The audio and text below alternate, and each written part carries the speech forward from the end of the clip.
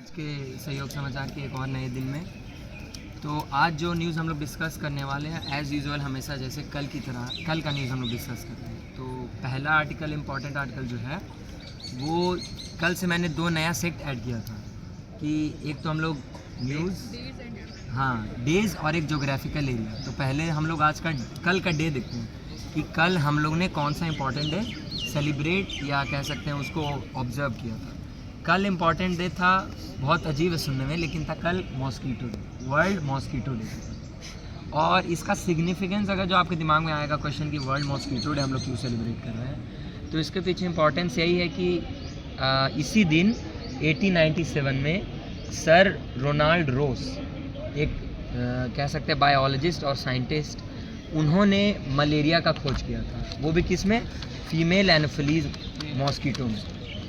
इसीलिए इस डे को हम लोग वर्ल्ड मॉस्कीटो डे बोलते हैं, क्योंकि इसके बाद से हम लोग को पता चला था कि मॉस्कीटो का भी मतलब कह सकते हैं हमारे लाइफ में बहुत बड़ा एक इफ़ेक्ट है, क्योंकि वो डिज़ीज़ को फैलाने का काम करती है। ना सिर्फ मलेरिया और बहुत सारे ऐसे डिज़ीज़ हैं जैसे येलो फीवर और भी ऐसे अलग अलग डिज़ीज़ हैं। इसके बाद से और मलेरिया के अवेयरनेस के लिए भी डे को ऑब्ज़र्व किया जाता है कल के दिन। दूसरा जो सबसे इम्पॉर्टेंट डे था, जो शायद हम लोग सभी जानते हैं, कल राजीव गांधी जी का जन्मदिन था, जिसको हम लोग सद्भावना दिवस के तौर पे मनाते हैं, क्योंकि उनका अकस्मात मृत्यु हो गया था और सही कह सकते हैं वो कल बर्थडे था। तो वो हमारे एक बहुत मतलब अपने टाइम पे वो बहुत सबसे बड़ी बात उनके याद करने की, सबसे युवा प्रधानमंत्री थे हमारे देश के, सबसे ज़्यादा वोटों से जीतने वाले मतलब सीटों से जीतने वाले पार्लियामेंट में प्रधानमंत्री राजीव गांधी थे। दो सबसे इम्पोर्टेंट बातें उनके लिए। और दूसरा सद्भावना दिवस इसलिए मनाया जाता है क्योंकि उनकी जो मौत हुई थी बहुत अनसर्टेन तरीके से हुई थी, इसलिए हम लोग सेलिब्रेट करते हैं कि उनको याद किया जाए, अभी के यूथ को जानकारी मिले कि ऐसे हमारे प्रधानमंत्री भी थे और उन्हें सबसे सुंदर या मोस्ट हैंडसम प्राइम मिनिस्टर भी कहा गया। ये 3 टैग उनके नाम पे है, तो आप ये ध्यान रखिएगा। दूसरा आर्टिकल में तो मेरा पहला आर्टिकल था कि तमिलनाडु गवर्नमेंट के जो एक्शन थे उस पर सुप्रीम कोर्ट ने कहा है कि जो भी हम अपना निर्णय सुना रहे हैं वो हमें गवर्नर ने फोर्स किया है कि उनके एक्शंस ऐसे थे कि हम ना चाहते हुए भी वो डिसीजंस ले रहे हैं। तो डिसीज़न क्या था कि जब लेजिस्लेटिव असेंबली कोई भी बिल पास करती है तो गवर्नर उसको साइन करता है, लेकिन बिल पास होने के बाद भी 2020 से जो बिल्स थे वो होल्ड पे रखे थे गवर्नर ने। तो उस पर सुप्रीम कोर्ट ने सवाल उठाया, क्योंकि जो आर्टिकल 200 एंड 201 है उसमें बताया गया है कि गवर्नर साइन करेगा बिल को, लेकिन उसमें टाइम फ्रेम नहीं डिसाइड है कि कितने टाइम, एटलीस्ट मतलब मिनिमम इतने टाइम में तो कर ही देना है साइन। तो कभी कभी 2-2, 3-3 साल तक कोई गवर्नमेंट लेके आ रही है कोई योजना, उसका बिल ही पास नहीं हो रहा है, तो वो एक प्रॉब्लम थी। तो उस पर सुप्रीम कोर्ट ने बोला है कि आर्टिकल 142 का यूज़ करते हुए सुप्रीम कोर्ट ने कहा है कि कंप्लीट जस्टिस के लिए जो उन्होंने डिसीजन दिया है कि 3 महीने के अंदर बिल जो भी पास हुआ है उसको साइन करना पड़ेगा गवर्नर या प्रेसिडेंट को, अदरवाइज़ वो बिल पास मान लिया जाएगा। तो उस पर प्रेसिडेंट ने सुप्रीम कोर्ट से सवाल किए हैं आर्टिकल 143 को यूज़ करते हुए, जो कि प्रेसिडेंटियल रेफरेंस है। प्रेसिडेंटियल रेफरेंस मतलब सुप्रीम कोर्ट से प्रेसिडेंट एडवाइस ले सकते हैं, लेकिन सुप्रीम कोर्ट कोई भी बाध्य नहीं है कि वो उस एडवाइस का रिस्पॉन्स ही करे। अगर एक बार वो नहीं कर रहे हैं लेकिन दोबारा से अगर प्रेसिडेंट उनसे सेम एडवाइस ले रहे हैं तो दूसरी बार उनको उस पर एडवाइस देनी पड़ेगी। तो वही कुछ क्वेश्चंस प्रेसिडेंट ने किए हैं सुप्रीम कोर्ट से कि क्या सुप्रीम कोर्ट को प्रेसिडेंट और गवर्नर के लिए टाइम फ्रेम डिसाइड करना सही है कि 3 महीने आप टाइम दे रहे हो प्रेसिडेंट और गवर्नर को कि आप ये बिल साइन कीजिए। हालांकि तो उसी पे ये जो सवाल किए गए उसी पे सुप्रीम कोर्ट ने बोला है कि हम ऐसा चाहते नहीं हैं, लेकिन जो गवर्नर है वो हमें फोर्स कर रहे हैं कि हम ऐसे डिसीजंस लें। और दूसरा था कि क्या सुप्रीम कोर्ट अपने ऑर्डर्स के थ्रू कॉन्स्टिट्यूशन में अमेंडमेंट कर सकता है। ऐसे ही और 14 क्वेश्चन प्रेसिडेंट ने किए हैं सुप्रीम कोर्ट से। तो बस यही आर्टिकल था। मतलब इस आर्टिकल में बेसिकली यही है कि जो अभी गवर्नर हैं और किसी भी स्टेट के, मोस्टली तमिलनाडु नहीं और भी बहुत सारे स्टेट के गवर्नर हैं, हाँ, उनके पंजाब साथ था, हरियाणा था, केरला था। उनके साथ स्टेट गवर्नमेंट का बैलेंस नहीं बन रहा, पावर बैलेंस। मतलब गवर्नर अपने पावर का एक तरह से मिसयूज़ या अपने जो उनके पास एक पॉकेट वीटो का पावर है जो हमारे राष्ट्रपति के पास भी है, उसका सही उपयोग नहीं कर रहे हैं या वो गलत उपयोग की तरफ जा रहा है, मतलब अनलॉफुल तरीके से। तो इसी लेकर सुप्रीम कोर्ट में स्टेट गवर्नमेंट जा रहे हैं और सुप्रीम कोर्ट की तरफ से एक नई लिमिटेशन कर दी गई, जैसा कि पहले भी आर्टिकल में बता चुके हैं हम, 90 डेज़ के लिए। तो 90 डेज़ वाला चीज़, लेकिन वही है कि ओवर रीच है जुडिशियरी, थोड़ी ना है कि लॉ बनाने के लिए। उसका काम है लॉ सही से अगर जो इन्फोर्स नहीं हो रहा, उसमें कोई बाधा आ रही है या कोई उसको मान नहीं रहा, तो उस पर क्या पनिशमेंट मिलना चाहिए या उसके क्या होना चाहिए वो करे, ये ना कि नया लॉ ही बनाए। तो ये सबसे बड़ा है कि यहाँ सेंट्रल गवर्नमेंट भी नाराज़ है और सेंट्रल गवर्नमेंट भी पूछ रही है प्रेसिडेंट के माध्यम से, क्योंकि डायरेक्टली पूछ नहीं सकती वो, आर्टिकल 143 उसके द्वारा पूछ रही है प्रेसिडेंट से। और एक और इसमें ऐड करने वाली बात है, आज़ादी के पहले यानी 90 कुछ ऐसे लॉज थे जो 1947 के बाद लागू हो गए थे और 1950 तक संविधान बनने से पहले चल रहे थे लॉज, उसके बारे में अगर जो सरकार को जानना है या कोई जानकारी चाहिए तो उसको देने के लिए बाध्य है सुप्रीम कोर्ट। लेकिन उसके बाद की जो 1950 के बाद की लॉज है उसके वो निर्भर करता है कि चीफ जस्टिस या वहाँ सुप्रीम कोर्ट के जो भी जज हैं वो बताना चाहे या ना बताना चाहे। ये बात दूसरा ये काफ़ी इशू हो जाएगा ऐसा, हमारे जो कोई बिल ऐसा है जो सही नहीं है कंट्री के लिए, हाँ वही यही सारे क्वेश्चंस तो प्रेसिडेंट ने किए हैं सुप्रीम कोर्ट से कि आप ये डिसीजन ले रहे हैं। कभी कभी हो सकता है कि टाइम लग जाता हो बिल को पढ़ने में, उसको समझने में कि क्या पास ही नहीं करना हो और उसको और स्टे करना हो। यही है ना कि मतलब चीज़ें क्लैरिटी से नहीं निकल के आ रही है।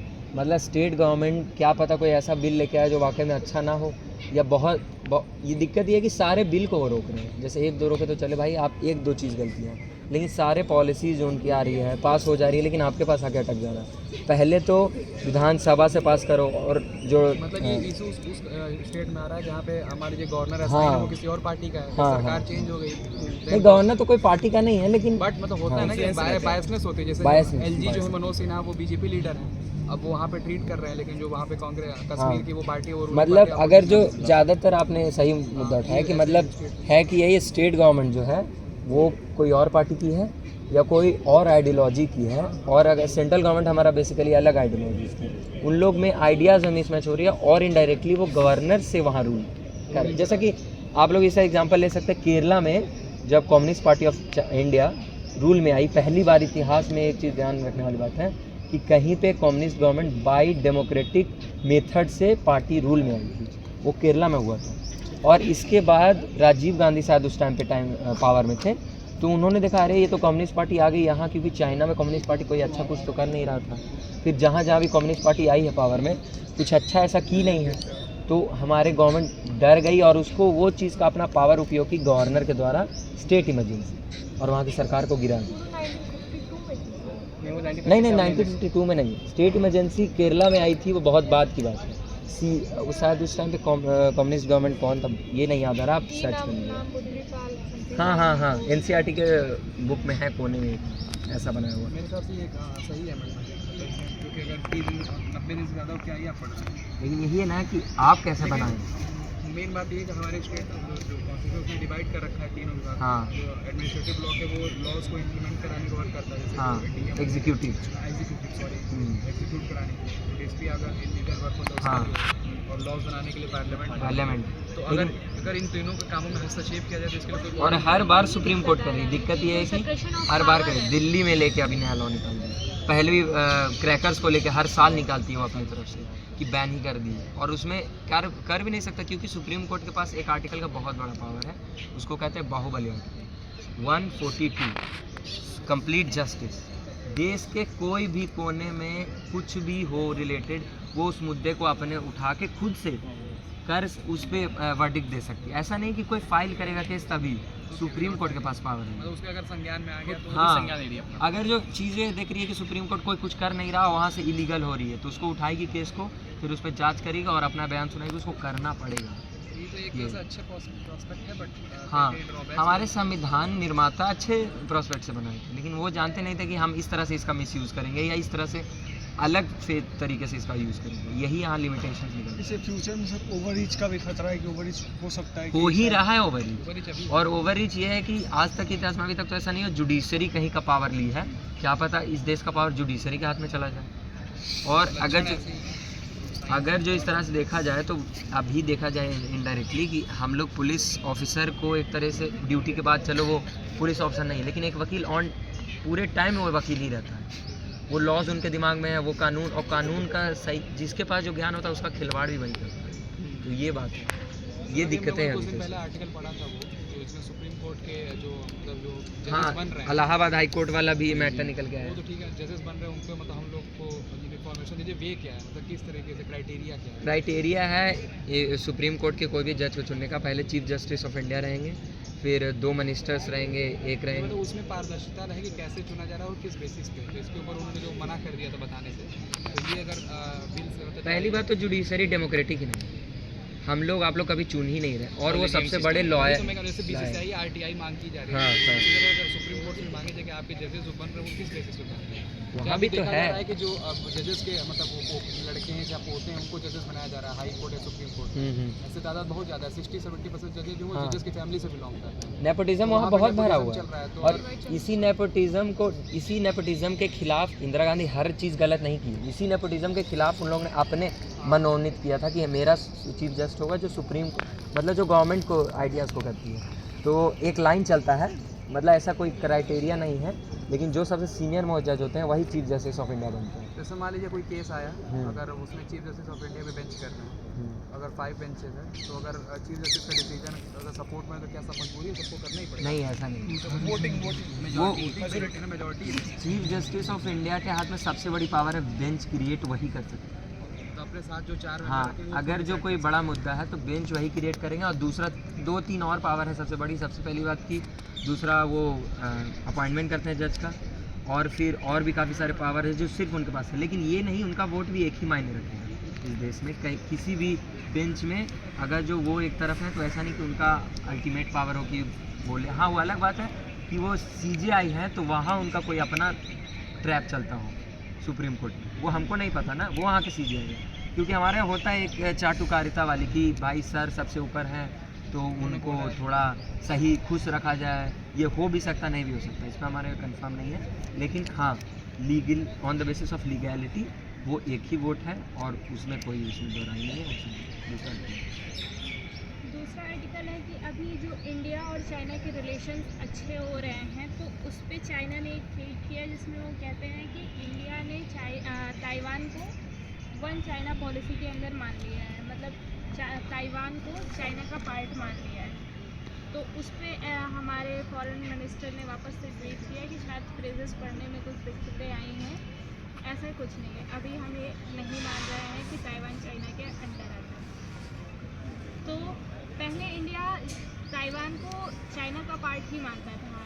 1949 से में ये हो गया था कि इंडिया ने मान लिया था कि ताइवान वन चाइना पॉलिसी के अंदर ही है, और लेकिन 2010 से उसके बाद में ऑफिशियल कहीं भी उसने ऐसा यूज़ नहीं किया है इंडिया ने कि वो ताइवान को वन चाइना पॉलिसी के अंदर मानता है। तो ताइवान इंडिया के लिए अभी एक सेपरेट कंट्री ही है। और बाकी इससे और भी है कि हमारे रिलेशन शायद अच्छे हो रहे हैं, क्योंकि अभी जो संघाई ऑपरेशन की ऑर्गेनाइजेशन की मीटिंग होगी उसमें PM जाएंगे तो शायद और बातें हों। बाकी इंडिया ने एक और बात उठाई है कि जब आप हमें वन इंडिया पॉलिसी नहीं मान रहे हैं, क्योंकि चाइना कई सारे अपने हमारे एरियाज़ पे ये दावा करती है, क्लेम करती है कि वो उसका है, और फिर आप जो मतलब चाइना जो सब वेपन्स वगैरह पाकिस्तान को, क्योंकि पाकिस्तान POK के एरियाज़ में, फिर उस पर भी काफ़ी हो सकता है कि सवाल उठे। जो डैम बन रहा है ब्रह्मपुत्र रिवर पे, ये सारी चीज़ें हैं जो शायद PM जब जाएँ दिसंबर में जो मीटिंग हो रही है तो उसमें इन सब पे भी बातें होंगी। बेसिकली ताइवान हमारे पहले पॉलिसी थी कि हमारे नेहरू जी थे, और नेहरू जी का थोड़ा सोशलिज्म के प्रति ज़्यादा टिल्ट, वो थे खुद को सोशलिस्ट मानते थे और इसीलिए उनका जो चाइना के प्रति है वो बहुत सॉफ्टली उनका नेचर था। उसके बाद से इंडिया की पॉलिसी पूरी बदल गई। अभी हमारा काफ़ी सारा वॉर हुआ बीच में, वॉर्स के बाद वो एक तरह से विश्वास जो हमारा पहले था चाइना पे कि हम लोग साथ मिल के बढ़ेंगे एशिया में पूरे मतलब सबसे, और हम लोग आज़ाद होने के टाइम पे पॉलिसी भी यही थी कि कॉपरेशन से और दोनों की संप्रभुता को बचाते हुए आगे बढ़ेंगे। लेकिन हुआ क्या, पंचशील एग्रीमेंट को पहले तो उन लोगों ने तोड़ दिया हमारे पे हमला करके 1962 में। हाँ, तो 1962 में हुआ, उसके बाद पंचशील एग्रीमेंट के बाद हुआ तो ये चीज़ें पॉलिसी पूरा बदल गई।